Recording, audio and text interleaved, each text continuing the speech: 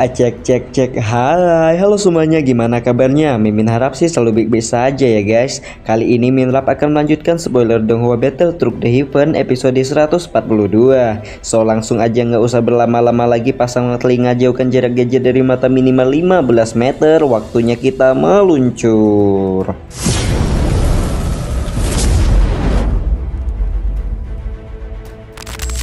Setelah dengan tegas Xiaoyan mengatakan bahwa dia akan menyelamatkan sang ayah apapun yang terjadi, namun seketika senyuman itu harus berubah menjadi keterkejutan ketika Yao Lao mengatakan jika Xiao Zhan tidak dipenjara di aula cabang manapun di dataran tengah, melainkan dibawa ke alam jiwa ciptaan mereka sendiri. Tinju di bawah lengan Xiaoyan sedikit menegang, jarinya mengusap lembut cincin penyimpanannya. Batu giok kuno dengan aura kuno yang sangat misterius muncul di tangannya. Itu adalah giok Kaisar Tao target dari aula jiwa, namun tidak mengetahui apa gunanya benda ini. Meskipun telah memilikinya selama bertahun-tahun, selain ketika dia berlatih di bawah menara pembakaran Akademi Jianan saat itu, ketika giok kuno itu menunjukkan beberapa aktivitas yang tidak biasa, dan itu tidak pernah muncul untuk kedua kalinya bahkan setelah bertahun-tahun. Yao Lao juga menjelaskan hasil penyelidikannya, di mana dikabarkan aula jiwa sebenarnya memiliki nama lain yang disebut sebagai klan Hun. Xiaoyan curiga jika apa yang disebut sebagai klan Hun ini sebenarnya merupakan klan kuno layaknya seperti klan Gu. Namun sayangnya dengan pengetahuan Yao Lao saat ini, ia masih belum mendapatkan informasi mengenai hal ini. Namun betapapun berbahayanya aula jiwa maupun klan Hun yang ada di belakangnya, Yao Lao berjanji akan selalu berada di belakang Xiaoyan untuk memberinya dukungan. Yao Lao memilih untuk segera berkultivasi setelah mendapatkan buah bayi jiwa. Sementara kelompok Xiaoyan beristirahat selama beberapa hari demi memulihkan kekuatan yang cukup terkuras pasca pertarungan besar di reruntuhan Daozeng. Namun, bahkan setelah memulihkan diri, ada hal lain yang membuat Xiaoyan bingung, di mana hal lain itu adalah racun pengiskasan jantung Kaisar Piton yang berada di dalam tubuh Qinglin. Jenis racun ini dikabarkan tidak memiliki penawarnya, namun menurut insting Xiaoyan yang sebagai alkemis tingkat tinggi, penawar itu tetap ada, sayangnya belum ditemukan. Karena itulah Xiaoyan langsung mempelajari banyak buku pengobatan yang ditinggalkan Yao Lao, bahkan juga meminjam buku racun 7 warna yang dimiliki oleh Xiao Yixian. Meskipun racun mematikan itu membuatnya sakit kepala, namun produser selalu memberikan kemudahan kepada mereka yang berusaha.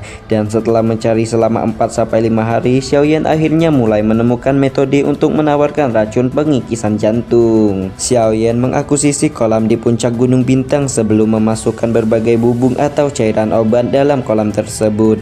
Xiaoyan juga menambahkan darah binatang iblis ke kolam dengan komposisi beberapa pil obat. Baru setelah itu Xiaoyan meminta Qinglin untuk masuk ke dalam kolam dan menyerap seluruh energi di dalamnya demi menstabilkan kekuatannya yang di ranah Dozun. Qinglin awalnya malu-malu ketika disuruh mandi seperti ini, namun karena berendam di dalam kolam dianggap sebagai salah satu bentuk pengobatan, Qinglin pun menuruti Xiaoyan dan segera melompat ke dalam kolam. Xiaoyan awalnya fokus mengawal Qinglin berkultivasi di dalam kolam, namun kemudian matanya melirik ke arah tato Hydra atau ular berkepala 9 yang ada di punggung Qinglin, di mana tepat ketika Xiaoyan melihatnya, mata ular berkepala 9 itu segera terbuka dan menyebabkan semacam perasaan penuh kekejaman meraung di dalam hati Xiaoyan. Xiaoyan jelas menyadari ada yang tidak benar dan buru-buru mengalihkan pandangannya.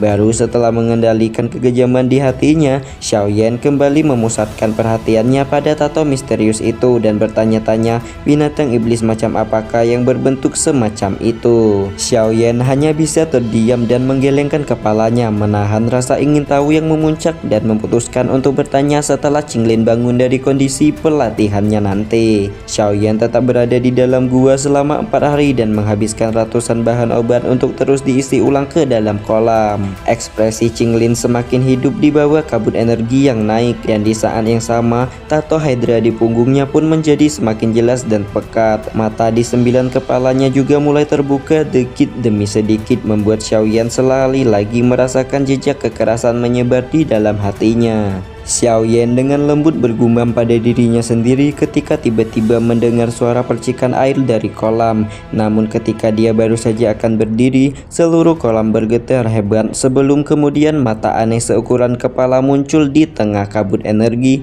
berubah menjadi 3 titik kecil yang kemudian menjelma menjadi 3 daun seperti daun willow. Ketika daun willow tidak lain adalah mata bunga ular 3 kelopak, tubuh Xiao Yan baru saja tertarik kembali ketika mata bunga ular tiba-tiba meledak dan memunculkan sesosok Hydra, yaitu ular besar berkepala 9 dengan warna merah tua seperti dari api segar yang ingin menerkam ke arahnya. Tanpa pikir panjang, Xiao Yan segera memanggil nama Qinglin, membuat suara yang kayak akan doci itu meledak seperti ledakan di dalam goa, dan auto membuat tubuh Hydra itu segera meledak jadi gelombang cahaya sebelum akhirnya menyusut dan berubah menjadi sosok perempuan kecil yang Xiao Yan kenal.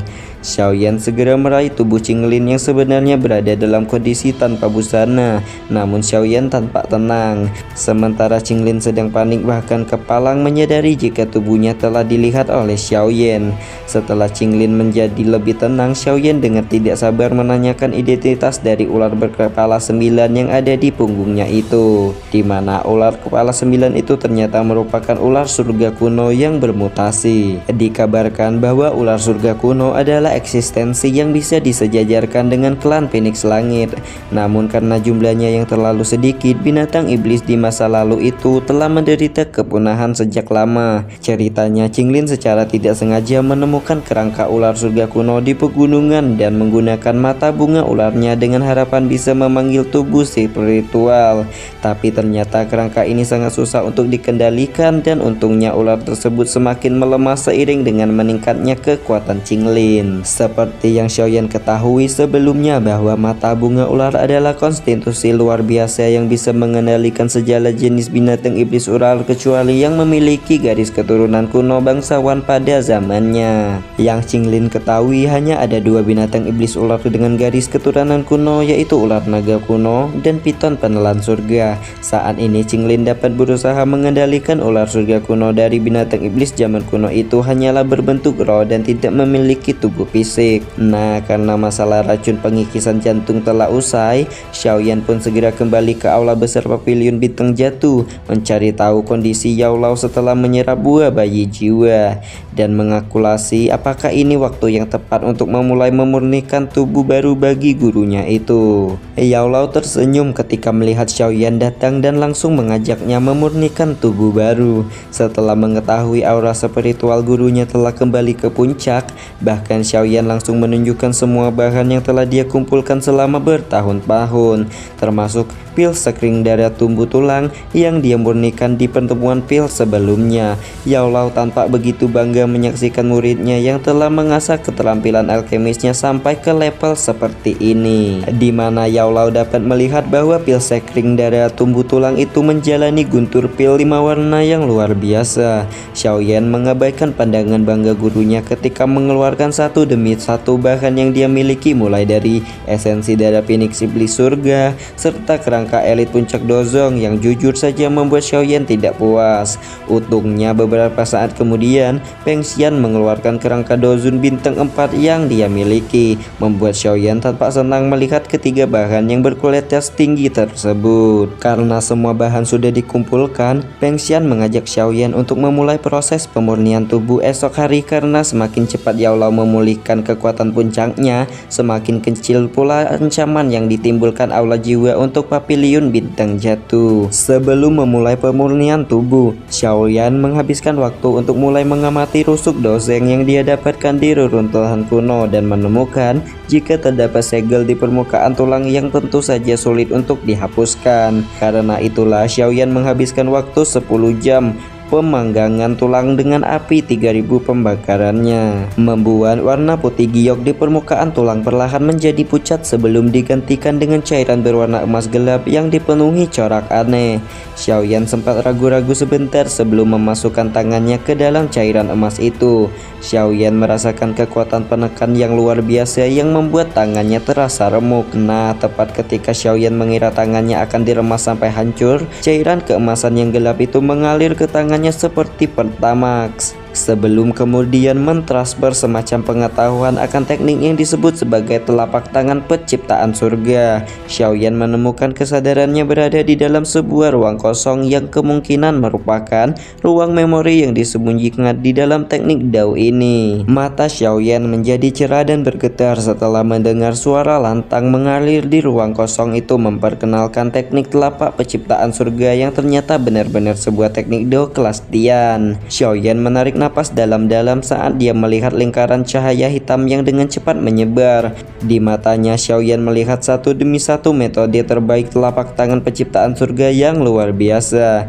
Dan baru setelah semua tuntutan metode itu selesai diproyeksikan, Xiaoyan mengetahui jika dosen yang beberapa waktu lalu menimbulkan huru-hara di wilayah binatang memiliki nama yaitu Zohua. Singkat cerita, proyeksi teknik telapak tangan penciptaan surga pun telah selesai, sehingga Xiaoyan mulai memperhatikan teknik Dao kelas Tian tersebut dan menemukan jika hanya telapak tangan yang telah dimurnikan oleh air liur spiritual emaslah yang dapat menggunakannya. Xiaoyan melompat turun dari tempat tidur dan bersiap untuk mempraktikkan teknik telapak tangan penciptaan surga yang telah dia pelajari. Rute dan garis Dao menyebar ke seluruh tubuhnya sebelum kemudian berkumpul di lengan dan menciptakan cahaya keemasan yang melonjak di telapak tangannya.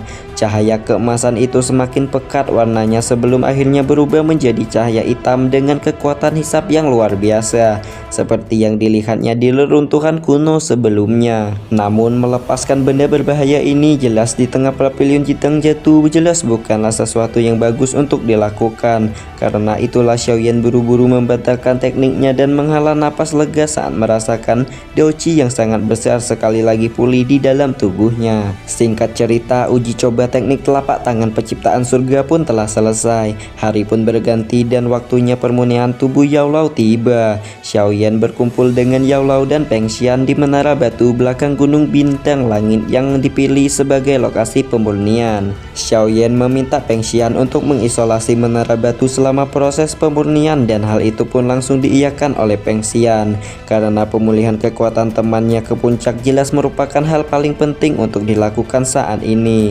Xiaoyan mengangguk sebelum secara bertahap menenangkan pikirannya. Satu demi satu bahan muncul di hadapan Xiaoyan sebelum kemudian dimurnikan dengan api 3000 teratai hati yang merupakan gabungan dari 3 api surgawi.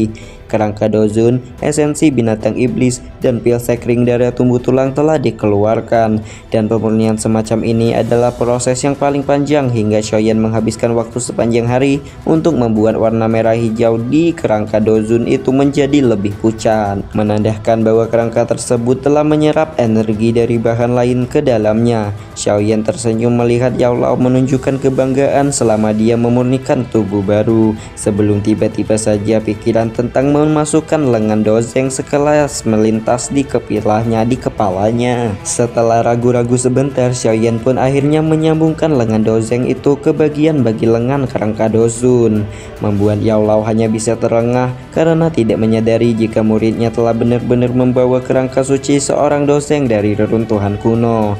Xiaoyan tidak begitu memperhatikan keterkejutan yang ditunjukkan Yao Lao dan dia fokus untuk melanjutkan penyempurnaan tubuh kerangka putih itu kembali menjadi keabu-abuan. Akhirnya kerangka itu telah sepenuhnya menyatu dengan bahan lain termasuk lengan dozeng yang disambungkan. Baru setelah semua proses ini selesai, Xiaoyan memberi kode kepada gurunya yang membuat Yao Lao mengangguk seketika menelan pil sekring darah tumbuh tulang dan berubah menjadi seberkas cahaya yang memasuki kerangka, menandakan bahwa saat ini proses pembangkitan Yao Lao menuju kekuatan puncaknya telah resmi dimulai. Sementara itu, di saat Xiaoyan dan Yao Lao memulai proses panjang pembangkitan tubuh di sebuah aula besar yang diliputi kegelapan diserbu oleh kabut hitam yang secara perlahan merubah menjadi banyak sosok bertudung yang tidak lain adalah antek-antek aula jiwa. Sosok-sosok itu berdiri di udara kosong menunjukkan bahwa mereka setidaknya merupakan leluhur Rana Dozong yang luar biasa. Namun sosok-sosok kuat itu buru-buru membungkuk hormat pada ruangan kosong di tengah aula sebelum kemudian menunjukkan sosok biru dengan aura keagungan yang luar biasa